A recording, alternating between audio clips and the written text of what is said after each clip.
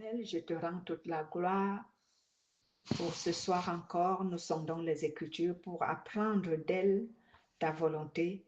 Dispose nos cœurs à recevoir et donne-nous un entendement spirituel et surtout une intelligence spirituelle pour comprendre cette Écriture selon que tu veux nous la faire connaître.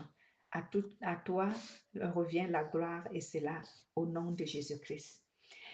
Donc, bien-aimés, nous allons parler ce soir d'un thème intitulé l'action du Saint-Esprit.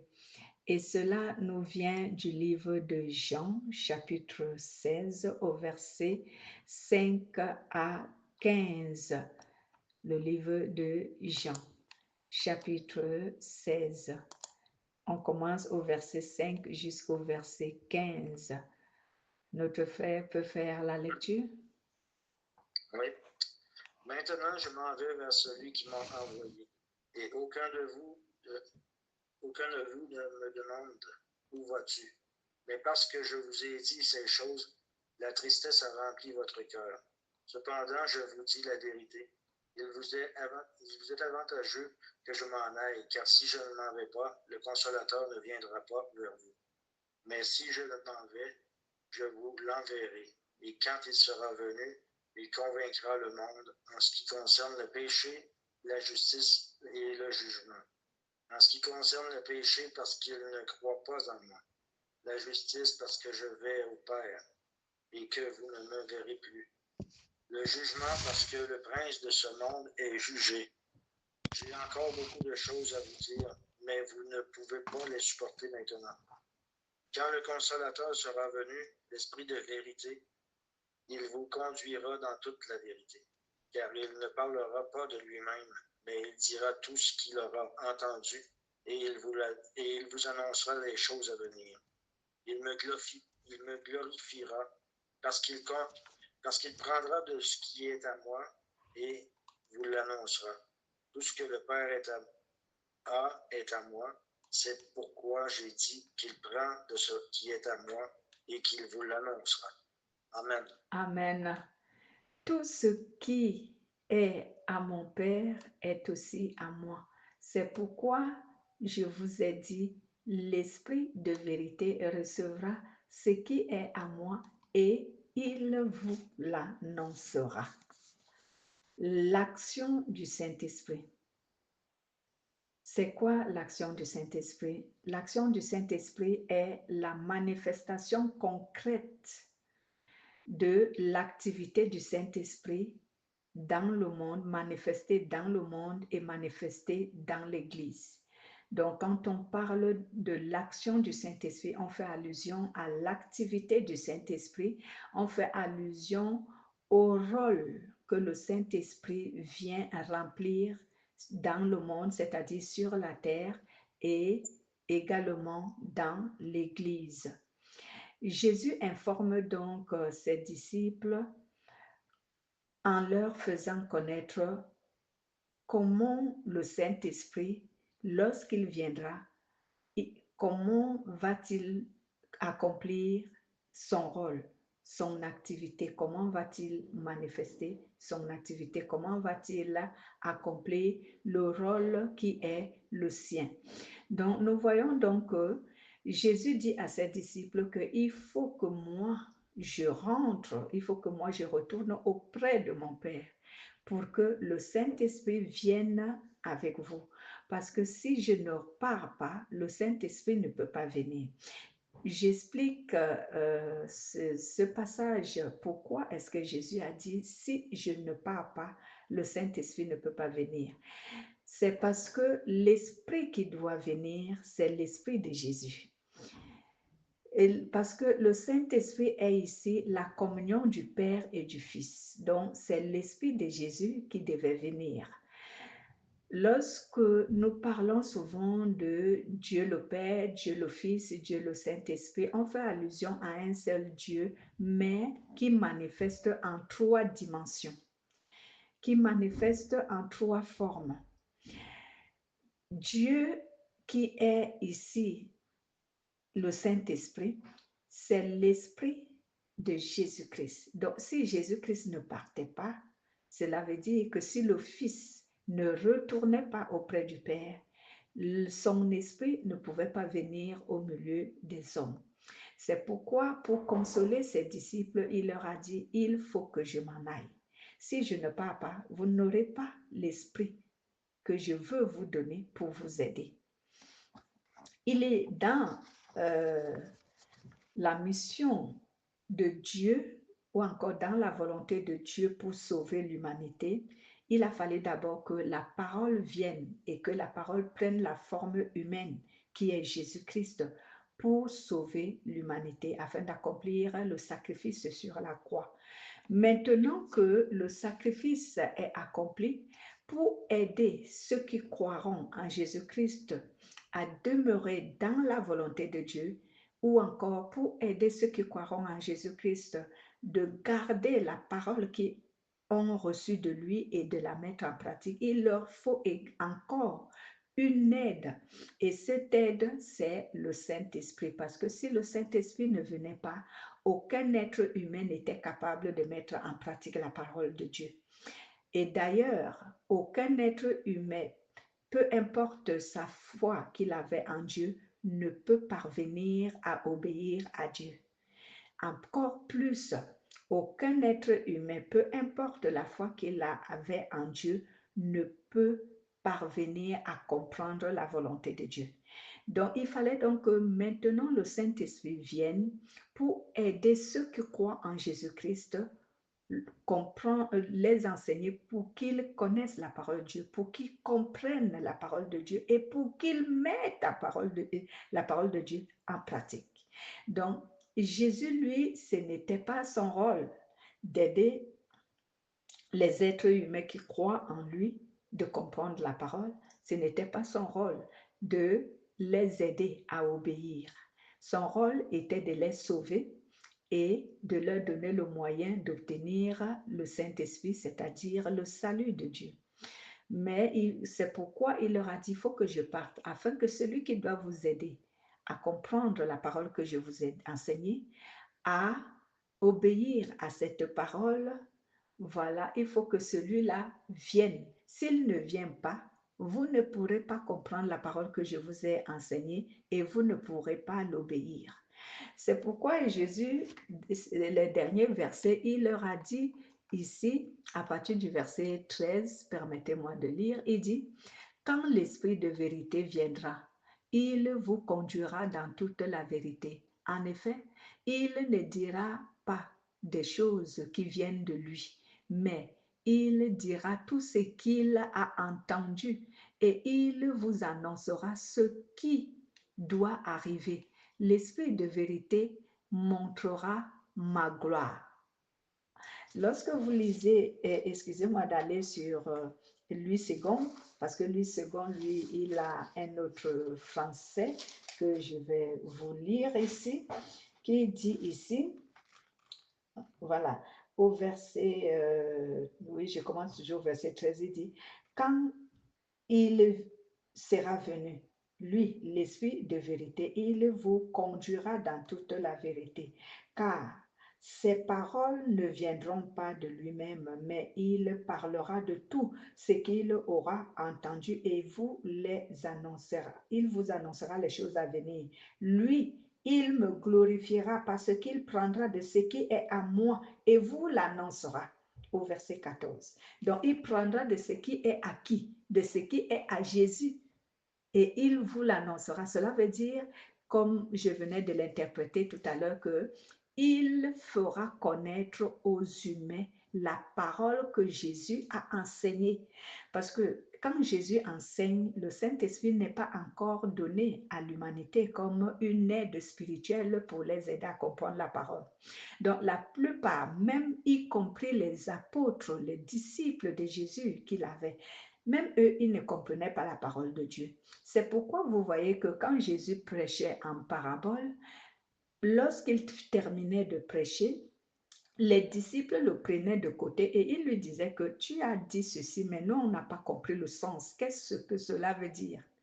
Ils ne pouvaient pas comprendre. Pourquoi? Parce que celui qui édifie, celui qui permet à l'être humain de comprendre la volonté de Dieu, la parole de Dieu, ne leur avait pas encore été donnée. Donc, le Saint-Esprit n'était pas encore en eux. Donc, ils ne pouvaient rien comprendre. Et pourtant, Jésus était avec eux tous les jours. Il enseignait la parole de Dieu tous les jours, mais ces gens-là ne pouvaient pas comprendre. Parce que le Saint-Esprit n'était pas en eux. C'est le Saint-Esprit qui édifie. C'est le Saint-Esprit qui révèle les choses cachées. C'est le Saint-Esprit qui donne la clairvoyance. C'est lui qui permet de comprendre la parole de Dieu. Donc, voici donc pourquoi Jésus, sachant que c'était important que les chrétiens, ceux qui croiront en Jésus-Christ, puissent comprendre la volonté de Dieu, ce que Dieu recommande, il leur fallait l'Esprit Saint. C'est pourquoi il leur a dit, il faut que je m'en aille, afin que celui qui va vous donner la clairvoyance, celui qui va vous faire comprendre les Écritures et vous aider même, vous permettre d'obéir à ces Écritures, il faut que lui, il vienne vers vous. Alors, il décrit maintenant à ses apôtres et à ses disciples ce que le Saint-Esprit va faire quand il va venir pour éclairer l'humanité. Il dit au verset 8, c'est ça? On y va, verset 8. Il dit, quand il viendra, il montrera au monde qu'ils se trompent. Il montrera au monde qu'ils se trompent au sujet du péché, au sujet de la justice et au sujet du jugement. Le monde se trompe au sujet du péché parce que les gens ne croient pas à moi. Le monde se trompe au sujet de la justice parce que je vais vers le Père et que vous ne me verrez plus. Le monde se trompe au sujet du jugement parce que le chef mauvais de ce monde est déjà jugé. Donc, voici trois choses, trois choses que Jésus dit que quand le Saint-Esprit va arriver, c'est sur ces choses que seront basées son enseignement, son édification, ses activités sur la terre et dans l'Église. Donc, le Saint-Esprit qui est donné, il est donné pour que le monde entier, dont les habitants de la terre, soient éclairés, puissent comprendre quelle est la parole de Dieu. Donc, le premier point, il dit ici, je lis maintenant 8 secondes, le premier, il dit de péché. Donc, il fera connaître au monde qu'il se trompe au sujet du péché parce que le monde ne croit pas en moi. Donc, le Saint-Esprit, le rôle qu'il joue dans le monde, c'est qu'il essaie de convaincre l'humanité que le péché les condamne à la mort.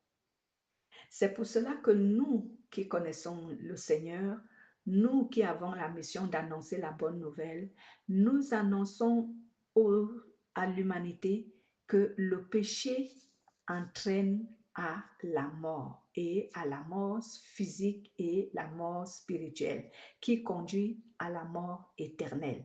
Donc voilà donc ce que le Saint-Esprit nous inspire, nous qui sommes des instruments de Dieu, pour annoncer dans le monde entier que le péché condamne les humains à la mort éternelle.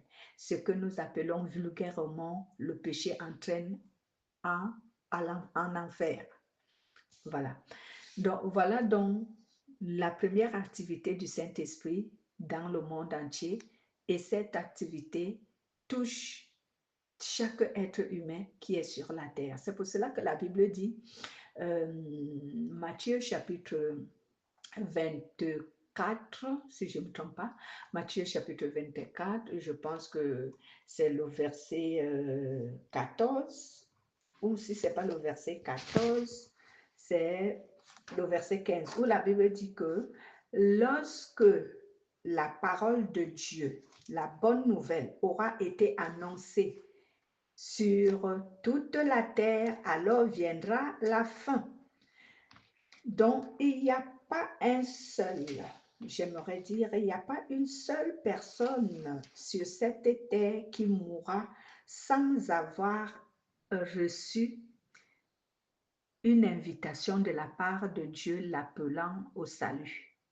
Dieu fait et il fera encore plus d'efforts pour permettre à chaque être humain de recevoir la bonne nouvelle pour celle qui l'interpelle à la conversion en Jésus-Christ.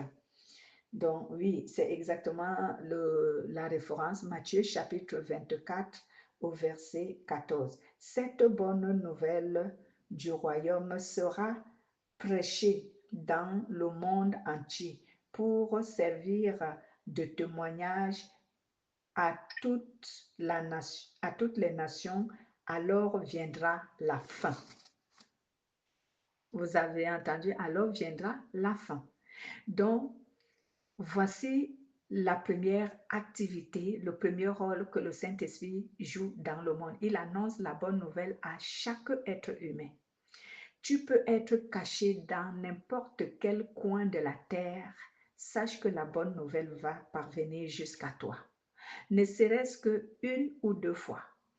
Et c'est un moyen pour Dieu de t'appeler à son salut, pour que tu acceptes d'adhérer à son salut. Voilà donc l'activité du Saint-Esprit, où Jésus dit à ces pharisiens, Jésus leur dit que maintenant vous n'avez plus d'excuses. Lorsque je n'étais pas encore venu et que je n'avais pas encore parlé au sujet du péché, à ce moment devant Dieu, vous étiez sans condamnation parce que vous n'avez pas encore compris cette parole ni entendu. Mais maintenant, vous avez entendu parler du péché. Vous n'avez plus d'excuses si vous ne vous convertissez pas. Cela se trouve sur Jean. Oui, je crois que c'est Jean chapitre 15. Hein? Oui, Jean chapitre 15. Lisez, bien-aimés, lisez à partir du verset 22 jusqu'au verset 24 ou jusqu'au verset 25. Jean chapitre 15 au verset 22 jusqu'au verset 25.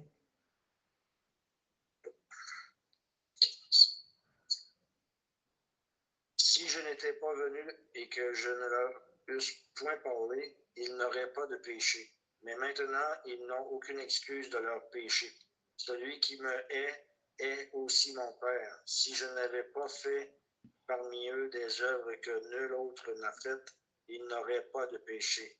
Mais maintenant, ils les ont vus et ils ont haï et moi et mon Père. Maintenant, non. Mais cela est arrivé afin que s'accomplisse la parole qui est écrite dans leur loi. Ils m'ont haï sans cause. Amen. Voilà. Donc, cela revient à dire ce que j'expliquais tout à l'heure, que toute personne sur cette terre, peu importe où tu te trouves sur la terre, la bonne nouvelle va arriver jusqu'à toi. C'est un moyen que Dieu t'accorde pour que tu crois en son salut et que tu te convertisses en Jésus-Christ pour sauver ton âme du châtiment éternel. Et lorsque tu as écouté cette bonne nouvelle et que tu ne crois pas, à ce moment, Dieu a fait son travail et c'est le travail du Saint-Esprit. Jésus ne pouvait pas parcourir l'humanité pour annoncer la bonne nouvelle. Non. Et même les êtres humains qui sont ici des disciples, qui étaient ici des disciples, des premiers disciples de Jésus, ne pouvaient pas parcourir toute la terre. C'est pour cela qu'il fallait que le Saint-Esprit soit là. Parce qu'avec le Saint-Esprit, il est capable de saisir beaucoup de personnes à la fois et les disposer partout sur la terre pour annoncer la bonne nouvelle. C'est pour cela que vous voyez aujourd'hui, on appelle certaines congrégations les congrégations de réveil. Le réveil veut dire quoi? Le réveil ne définit pas une quelconque dénomination chrétienne. Le réveil, c'est cet aspect de choses, ce travail que le Saint-Esprit fait d'animer et d'inspirer la majorité des personnes à aller annoncer la bonne nouvelle dans le monde. C'est ça le réveil. Mais certaines personnes ont cru que le réveil, c'est une certaine congrégation des chrétiens ou une certaine communauté de chrétiens. Non, ce n'est que le nom qui fait croire à cela. Mais le réveil veut dire que le Saint-Esprit dispose beaucoup de gens, il anime beaucoup de gens, il inspire beaucoup de gens à aller annoncer la bonne nouvelle. Et c'est ce que la Bible nous dit sur Actes des Apôtres, où Jésus et la Bible dit ici que au dernier jour, je donnerai mon esprit. Mon esprit manifestera sur toute chair. Lisez à partir de Actes chapitre 2, à partir du verset 14 jusqu'au verset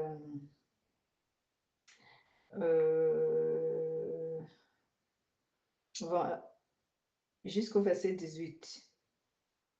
Actes chapitre 2, verset 14 à 18. Que dit la parole de Dieu?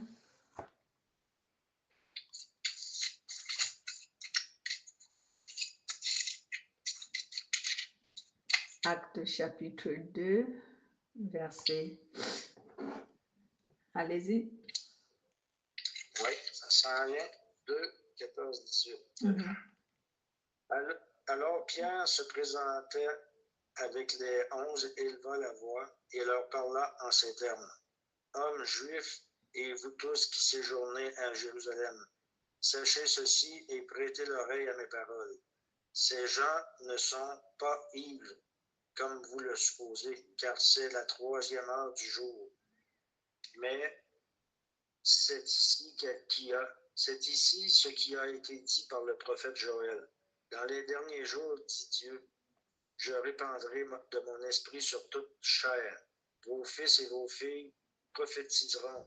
Vos jeunes gens auront des visions et vos vieillards auront des songes. Oui, sur mes serviteurs et sur mes servantes, dans ces jours-là, je répandrai de mon esprit et ils prophétiseront. Amen. Amen. Voilà. Voici donc l'activité du Saint-Esprit, le travail du Saint-Esprit, et Jésus ne pouvait pas faire ce travail à lui seul, étant donné qu'il était la parole incarnée dans la chair d'un être humain. Il faut un esprit, parce que l'esprit n'a pas de limite. C'est pour cela qu'on appelle Dieu un Dieu omniprésent, omnipotent, omniscient. Ce n'est que celui qui est omnipotent, omniscient et omniprésent qui est capable de faire un tel travail sur toute la terre auprès de tous les habitants de la terre, petits et grands, femmes et hommes. Voici donc pourquoi nous voyons la conversion en Christ, le réveil va grandissant d'ici et là. On voit des pays et des coins de la terre où l'évangile, la bonne nouvelle est atteint. La bonne nouvelle a atteint ces endroits-là, alors qu'autrefois, il y a de cela peut-être 60 ans aujourd'hui ou 40, je ne sais pas, l'évangile n'avait pas encore atteint ces endroits, mais l'évangile est en train de croître. La bonne nouvelle est en train d'être annoncée et tout être humain sur la terre, avant que tu ne quittes la terre, tu auras la visite de Dieu te disant convertis-toi. Donc, tu vas recevoir la bonne nouvelle.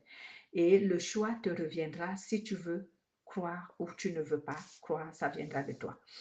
Là, c'est donc le rôle du Saint-Esprit. C'est ce que Jésus voulait donc dire ici aux pharisiens et à ses disciples que le Saint-Esprit, quand il va arriver, il va annoncer aux êtres humains ce que c'est que le péché.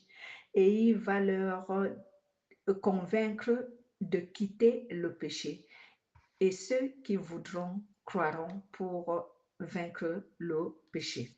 Et il a parlé également que lorsque le Saint-Esprit va arriver, il va convaincre de la justice. Il va faire connaître aux gens qui se trompent au sujet de la justice. Il se trompe au sujet de la justice. Cela veut dire quoi? Cela veut dire que l'humanité ne reconnaît pas l'amour de Dieu. L'humanité ne reconnaît pas que Dieu les aime, parce que la justice de Dieu, c'est l'amour de Dieu manifesté à l'humanité. Donc, il va donc, le Saint-Esprit va faire connaître à beaucoup de gens l'amour de Dieu qu'il a manifesté en faveur de l'humanité, celui de se donner en sacrifice pour eux, pour leur sauver de la condamnation à la mort.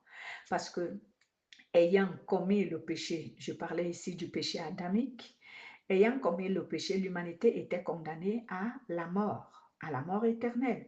Mais Dieu, ayant donné un moyen qui est la justification par la foi en Jésus-Christ, pour que l'humanité sorte de cette condamnation, alors c'est cela la justice de Dieu. La justice de Dieu ici, ce n'est pas le fait, comme nous on pense souvent, que quand quelqu'un t'a fait du mal, alors Dieu doit le punir. C'est pas ça la justice de Dieu. Excusez-moi parce que c'est ce que les gens pensent souvent. Les gens pensent que la justice de Dieu, elle est comme la justice du monde. Que lorsque la justice du monde doit se faire, il faut que tu ailles à un tribunal, il faut que tu ailles à un parquet, il faut que tu ailles à un poste de police pour être interviewé, hein, et tout. Non, non, non, non, non, non. La justice de Dieu, c'est l'amour de Dieu manifesté en faveur des humains. Donc, cette justice de Dieu se manifeste de quelle manière? Elle se manifeste de cette manière que Dieu lui-même, dans le corps d'un être humain, s'est incarné pour donner à l'être humain le moyen d'être sauvé. Et c'est ce qu'on appelle la justification, où la parole de Dieu nous parle de Romains chapitre 3, verset 22. 3 à 25. Est-ce que nous pouvons lire pour mieux comprendre ce que la parole de Dieu nous dit sur ces versets? C'est ça, l'amour de Dieu manifesté sur Romains chapitre 3, au verset 23 à 25. Que nous dit la parole de Dieu? Car tous ont péché et sont privés de la gloire de Dieu. Mhm. Et ils sont gratuitement justifiés par sa grâce, par le moyen de la rédemption Mhm. qui est en Jésus-Christ. Amen. C'est lui que Dieu a destiné par son sang à être pour ceux qui croiraient victimes propitiatoires, Mhm. afin de montrer sa justice parce qu'il avait laissé impunis les péchés commis auparavant, Amen. au temps de la patience. Amen. Amen. Donc, voici donc la justice de Dieu. La justice de Dieu manifeste de telle sorte que tout être humain avait été condamné par le péché à la mort éternelle. Mais Dieu a donné sa parole en la faisant incarner dans le corps d'un être humain afin que cette parole se sacrifie pour l'humanité et que l'humanité trouve la justification auprès de Dieu pour être sauvée. Et Dieu, avant que cette justification ne soit faite, il prolongeait sa patience envers l'humanité, ne voulant pas condamner les hommes dans le péché, mais étant patient, attendant que sa parole puisse les justifier, afin qu'ils aient le moyen de se dégager du péché, de ce piège de la condamnation. Où nous pouvons également lire Colossiens chapitre 2 au verset 14 à 15. Colossiens chapitre 2, verset 14 à 15. Pour comprendre cette justification, cette justice de Dieu, comment elle manifeste, comme je venais de le dire, la justice de Dieu, ce n'est pas le fait que quelqu'un t'ait fait du mal et tu invoques la vengeance de Dieu pour que Dieu vienne se venger. Ce n'est pas ça la justice de Dieu. La justice de Dieu se manifeste dans l'amour. C'est son amour manifesté pour l'humanité. Et dans l'amour de Dieu, il y a beaucoup plus de patience. Voilà, la Bible nous dit ceci au verset 14 à 15. Il a effacé les décrets. Il a effacé les actes qui étaient contre nous. Il les a supprimés en les clouant à la croix. Il a dépouillé les principautés et les pouvoirs et les a publiquement livrés en spectacle en triomphant d'eux par la croix. Voilà. Donc, voici donc la manifestation de l'amour de Dieu et le Saint-Esprit convainc l'humanité avec cette parole, avec cet acte de justification qui est le sacrifice de Jésus-Christ accompli sur la croix pour que l'humanité ait le moyen d'être sauvée, que chacun sur cette terre ait le moyen de sauver son âme de la mort éternelle. Donc, le Saint-Esprit convainc les hommes de cela. Il en parle tous les jours. Lorsque je suis maintenant en train de changer cette parole avec vous, c'est le Saint-Esprit qui m'utilise pour que je vous annonce cette parole. Sans lui, je ne connaîtrais pas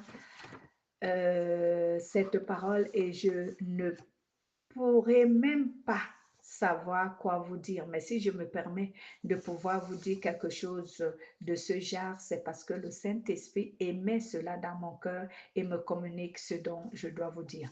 Également au sujet du jugement. Le Saint-Esprit va également convaincre l'humanité qu'il se trompe au sujet du jugement, parce que d'autres pensent que l'humanité est déjà condamnée. Non, celui qui est condamné ici, c'est l'instigateur du péché. Cela veut dire le diable et son armée. Son armée, ce sont les démons, les anges déchus. Ce sont eux qui sont déjà condamnés d'avance parce que pour eux, il n'y a pas de justification. Pour eux, il n'y a pas de grâce. Pour eux, il n'y a pas de miséricorde. Mais pour les humains, Dieu a donné la grâce, Dieu a donné l'humanité, la justification par la foi en Jésus-Christ et Dieu a donné ici la miséricorde parce qu'il pardonne les péchés de l'humanité. Mais pour cela, il faut que tu crois en Jésus-Christ. Si tu ne crois pas, ces choses ne vont pas manifester en ta faveur. Alors le Saint-Esprit enseigne cela aux hommes, le Saint-Esprit enseigne cela à l'Église, le Saint-Esprit enseigne cela dans le monde afin d'amener l'être humain à revenir à Dieu sans crainte et sans contrainte. Parce que la conversion en Jésus-Christ ne dépend pas de la contrainte ni de la peur, mais Dieu veut que tu viennes tout simplement parce qu'il t'a manifesté l'amour. Mais tous ceux qui ne viendront pas, tous ceux qui ne recevront pas le salut de Dieu, soit par incrédulité, soit par l'athéisme, comme on appelle, donc être un athée par incrédulité, être un athée, alors qu'est-ce qui va se passer? Ce qui se passera, c'est que Dieu dit que toi-même, tu as déjà pris ta condamnation parce que tu as refusé le seul moyen qu'il t'a donné pour que tu sauves ton âme de la mort éternelle. Donc, l'être humain, vous voyez aujourd'hui, beaucoup de gens ne croient pas à la vie après la mort. Vous êtes convaincus avec moi. Beaucoup de gens ne croient pas à ça. Ils ne croient pas qu'il y a une vie après la mort. Ils se disent que quand tu es mort, tout est fini. Et beaucoup de gens ont une conception de la vie après la mort. D'autres même disent que quand tu meurs, tu vas te réincarner dans une autre vie et cette vie-là est meilleure que celle-ci. Mais ils ne comprennent pas de quelle vie est meilleure que celle-ci. Donc, ils se disent qu'il y a ce qu'on appelle la réincarnation. Parce qu'il y a les religions qui enseignent qu'il y a la réincarnation, alors que ce n'est pas la vérité. Il n'y a pas de réincarnation. Il existe aujourd'hui l'incarnation, mais la réincarnation n'existe pas et elle n'aura jamais lieu. Mais il y a des fausses religions qui enseignent aux gens de croire qu'il y a la réincarnation. Cela veut dire que si tu meurs aujourd'hui, tu peux renaître ailleurs. Il y a les gens qui croient à cette bêtise. Tu peux renaître ailleurs. Il y a les gens qui croient également dans d'autres optiques, dans d'autres théories. Il y a ceux qui croient que lorsque tu meurs, tu peux te réincarner soit en devenant un animal, soit en devenant je ne sais pas quoi, un bébé ou quoi. Mais ça n'aura jamais lieu ça. Voilà. Et il y a ceux qui se disent, eux, dans leur théorie, que dès que tu meurs, c'est fini, tout s'arrête là. Donc, quand tu leur dis qu'il y a l'enfer, ils ne croient pas. Quand tu leur dis qu'il y a la vie éternelle, ils ne croient pas. qui a la vie éternelle. Voilà. Il y a même ceux qui croient à beaucoup de théories. Il y a beaucoup de théories que les gens ont concernant la fin de la vie d'un être humain. Mais à nous, les chrétiens, quel est le concept qu'on a de la vie après la mort? Nous savons qu'il y a deux possibilités après la mort. Soit que tu entres dans les tourments éternels, cela veut dire que tu vas souffrir éternellement en enfer avec un feu qui ne s'éteint pas et les démons qui te tourmentent jour et nuit. Et il y a également ce choix que tu as choisi d'aimer Jésus-Christ et que tu lui donnes ta vie, tu marches selon ta volonté, tu te sanctifies et tu attends son retour. Et si il arrive, tu entres dans le repos éternel et vivre un bonheur éternel avec lui. Nous, on sait que c'est les deux possibilités qui nous sont données sur la terre par Dieu et que c'est ce qui est la vérité, même si d'autres ne croient pas que cela est la vérité. Mais nous croyons que cela est la vérité. Alors, l'instigateur du péché, qui est déjà jugé, qui est déjà condamné, lui, il ne veut pas que l'être humain pense qu'il y a deux possibilités de vie après la mort, de peur que l'être humain se convertisse. Parce que si tu te rends compte que dans les deux possibilités, il y a une possibilité qui est tellement dangereuse et difficile à vivre, telle que l'enfer, alors tu vas préférer te convertir pour ne pas vivre l'enfer. C'est pourquoi le diable séduit beaucoup de personnes en leur faisant croire qu'il n'y a pas de vie après la mort, ne vous inquiétez pas. Si tu meurs, tu es mort, ta vie s'arrête là, tout est fini, il n'y a rien après. Ou il dit aux autres, si tu meurs, tu as encore la possibilité de devenir un enfant, aller naître ailleurs. Et ta vie va tourner comme ça au fur et à mesure. Donc, le diable tient les gens dans l'aveuglement. Et c'est pour cela qu'il a été condamné et que Dieu ne pouvait pas le laisser sans qu'il ne soit condamné. Il est donc condamné et tous ceux qui refuseront de faire le choix d'accepter le salut de Dieu qu'il donne gratuitement par grâce et par la foi en Jésus-Christ, dès que tu meurs ou dès que tu quittes cette terre, tu vas réaliser qu'il y avait deux possibilités de vie et tu vas te retrouver en enfer parce que tu auras choisi de ne pas croire en Jésus-Christ. Voici donc pourquoi je reviens sur le verset de Jean chapitre 15 au verset 22 à 25 qu'on a lu où Jésus disait aux pharisiens que depuis lors, je suis au milieu de vous, je prêche la vérité, je vous interpelle à la conversion. Vous ne voulez pas croire. Maintenant que vous avez compris les paroles que j'ai enseignées, même si vous n'avez pas compris le sens, mais du moins parce que vous avez entendu, vous avez écouté ces paroles et vous ne voulez même pas faire des recherches pour savoir si elles sont vraies. Vous êtes déjà au courant qu'il existe un être puissant qu'on appelle le péché et qui sépare les êtres humains de Dieu. Donc, si vous ne le quittez pas, vous irez en enfer. Vous ne serez pas sauvés. Peu importe votre loi, votre doctrine, votre tradition des anciens ou des ancêtres, au nom du Dieu des Juifs, le Dieu Tout-Puissant est un Dieu créateur du ciel et de la terre. Il n'appartient pas seulement aux Juifs. Il est le Dieu de tous les êtres humains. Alors, si vous ne croyez pas qu'il a envoyé quelqu'un pour vous sauver et que vous croyez que c'est votre loi qui va vous sauver, votre Torah qui va vous sauver ou votre tradition des anciens qui va vous sauver, vous allez vous retrouver en enfer. Voici donc ce que le Saint-Esprit voulait nous faire savoir, les actions que le Saint-Esprit va jouer. Jésus ne nous décrit pas ici comment le Saint-Esprit manifeste son action dans l'Église, parce que là, c'est encore d'autres détails. Mais il parle dans la généralité comment le Saint-Esprit va manifester son action dans le monde. C'est pour ça qu'il a dit au verset 8, quand il sera venu, il fera connaître aux gens du monde, de ce monde entier, dont les habitants de la terre, qui se trompent au sujet du péché, qui se trompent au sujet de la justice et qui se trompent au sujet du jugement.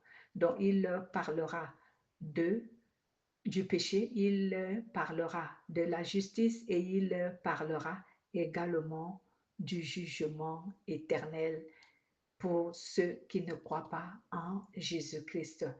Et pour l'Église, Jésus leur a dit, quand tu lis le verset 14, qu'est-ce que Jésus a dit pour l'Église? Il a dit, l'Esprit de vérité montrera ma gloire. Au verset 14, non, excusez-moi, je vais lire le verset 12. Il dit, j'ai encore beaucoup de choses à vous dire, mais vous n'avez pas la force de les entendre maintenant. À ce niveau, il s'adressait à l'Église.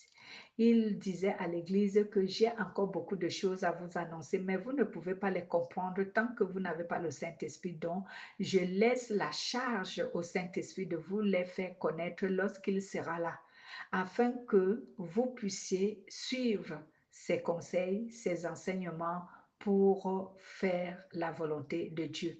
C'est pourquoi au verset 13, il dit, quand l'Esprit de vérité viendra, il vous conduira dans toute la vérité entière. En effet, il ne dira pas des choses qui viennent de lui-même, mais il dira tout ce qu'il entendra et il vous annoncera ce qui doit arriver. Voilà. Donc, ce qui doit arriver, c'est quoi? C'est que l'humanité a été sauvée par Jésus. Ce qui doit arriver, c'est quoi? C'est que ceux qui croiront en Jésus seront sauvés et qu'il y a un royaume de Dieu qui est déjà préparé pour les saints et ceux qui deviendront les saints et les élus hériteront de cette vie éternelle. Mais ceux qui ne croiront pas subiront un châtiment éternel. C'est cela. Donc, s'il faut parler de l'action du Saint-Esprit dans l'Église, ça, c'est un autre enseignement. On n'en parle pas aujourd'hui parce que ce n'est pas ce que Jésus voulait nous faire connaître. Est-ce qu'il y a des questions à notre enseignement de ce soir? Non, c'est quand même assez clair. Et Yann, ça va? Moi, de mon côté, j'ai pas beaucoup parlé, mais j'ai écouté tout le long, puis j'ai pas de questions, c'est très clair, ça ramène aux bases. Il y a beaucoup de choses que, oui, on sait déjà, mais c'est bon de se le faire répéter pour revenir aux bases. Parce que, tu sais, on croit souvent que, tu sais, moi, la réincarnation, tu as parlé de ça tantôt. Je sais que c'est pas biblique, mais, genre, il y a tellement de témoignages de des gens, par exemple, des bébés naissants ou des enfants qui se rappellent supposément de leur ancienne vie, de comment ils sont décédés, etc., que mais je sais que c'est l'ennemi. L'ennemi joue dans le monde invisible. Amen. Donc, le fait que tu dis que la réincarnation, ce n'est pas biblique et ce n'est pas de Dieu, ça nous montre qu'on n'a pas de chance de se réincarner. C'est soit la vie éternelle avec Dieu le Père, avec Christ, ou l'enfer éternel dans nos tourments, puis on est tourmenté par les démons. Donc, c'est à nous de prendre la décision, mais Amen. nous, on n'est pas capable de se sauver soi-même. Amen. C'est la foi en Jésus. Le verset crois seulement et toi et ta famille sera sauvée. Oui. Le croire, c'est quoi? Le fait de croire, c'est d'obéir à Dieu, de respecter Dieu. Et quand on pêche, de demander pardon, de se repentir, de ne rester dans le péché. Amen. Amen. Effectivement, il n'y a pas, la réincarnation n'existe pas. C'est un mensonge tout fait. Ce n'est pas biblique, la réincarnation.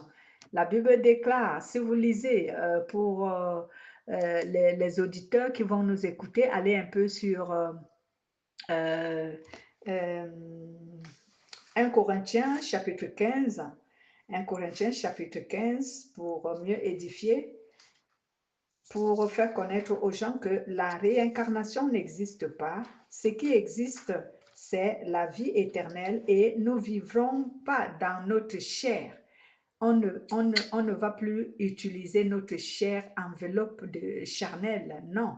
On sera en esprit. Et lorsque tu es en esprit, Tu n'as plus besoin de réincarner un corps humain puisque dans le siècle à venir, Dieu n'aura plus besoin de construire la chair humaine pour que les hommes y vivent. On va vivre selon l'esprit. Et selon l'esprit, on n'a pas besoin de la chair. C'est lorsqu'on a besoin de la chair qu'on a besoin qu'un esprit incarne la chair. Voilà, je reviens un peu, donnez-moi du temps, je reviens un peu sur la création. Lorsque Dieu crée l'être humain, pour que l'être humain prenne vie, alors il a soufflé dans les narines de l'être humain un souffle vital afin que l'être humain prenne vie. Aujourd'hui, lorsque ce souffle quitte le corps humain ne sert plus à rien. Il est bon à jeter dans la terre, ce qu'on appelle ensevelir, donc enterrer la personne. Et maintenant, Dieu a choisi donc que dans la nouvelle terre et les nouveaux cieux, la terre humaine, dont l'enveloppe humaine ne va plus vivre dans ce monde-là. On vivra en esprit, comme les anges. Les anges n'ont pas de corps humain.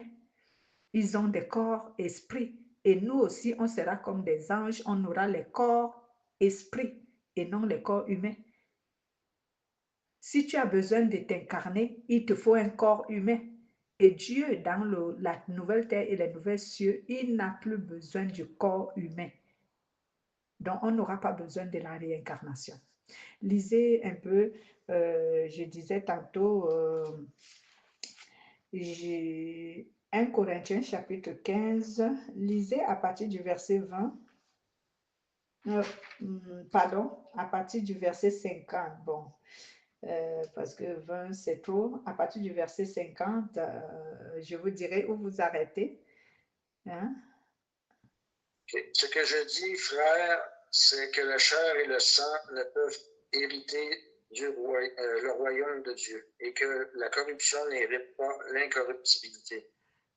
Voici, je vous dis un mystère. Nous ne mourrons pas tous, mais tous nous serons changés en un instant, en un clin d'œil à la dernière trompette. La trompette sonnera et les morts ressusciteront incorruptibles.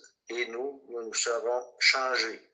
Car il faut que ce corps corruptible révèle l'incorruptibilité et que ce corps mortel revête l'immortalité.